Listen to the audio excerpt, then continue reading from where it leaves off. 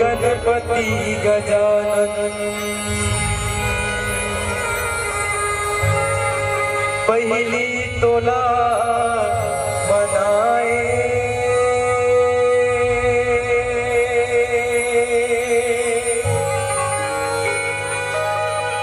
बीच सभा दरबार गजानन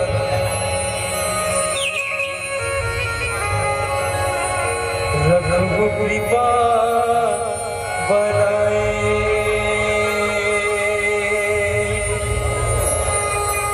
जगतारण जगदम्बिका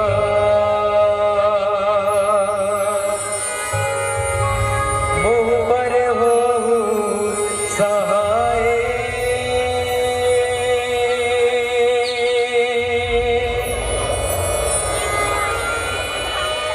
सरस्वती माँ शारदा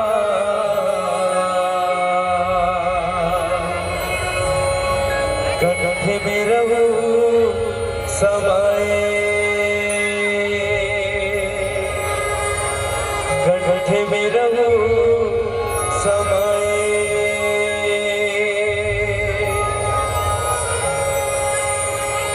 बोली गजानन महाराज की देवी चंद्र में श्रोता समाज और ये मंच में विराजमान बुद्धिजीवी निर्णायक और सबके साथ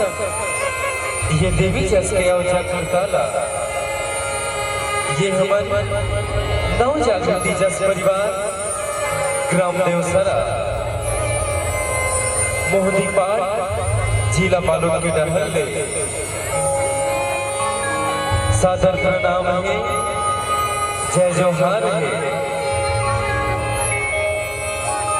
दावा संत समाज हमर विषय है जोरन बेटी विदा दावा ये विषय ला आप मन के बीच में परोसे बर जापो ता हमर ले गाय बजाए में कोनो प्रकार की गलती हो जाए तब लइका जाके सरेख लो सरेख लो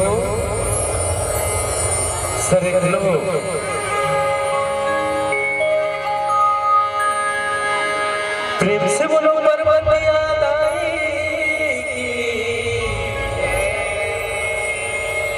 प्रेम से बोलो शंकर भगवान की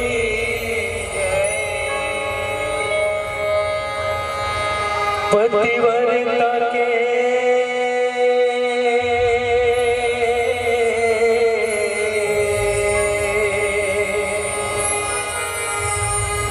पतिव्रता के धर्म निभावे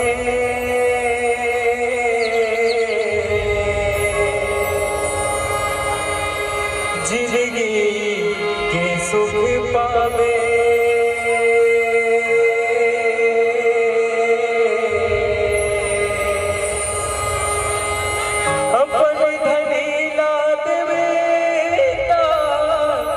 जनाबे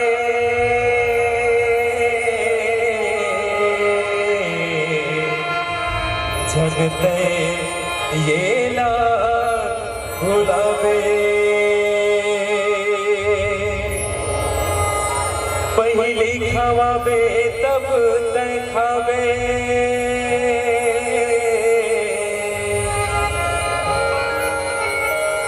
जुग जुग सेवा बजावे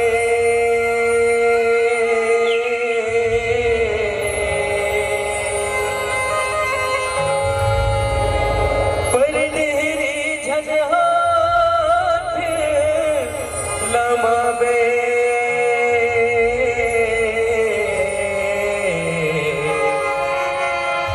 खगे पढ़ेला बतावे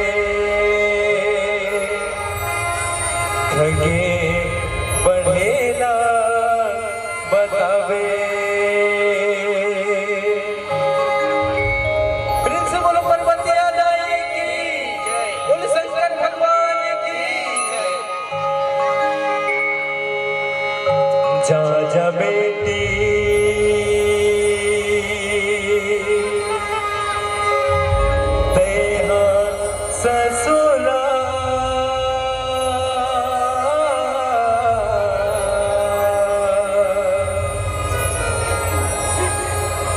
जा जा बेटी तेहा ससुरा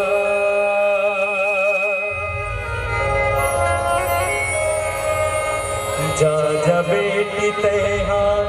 ससुरा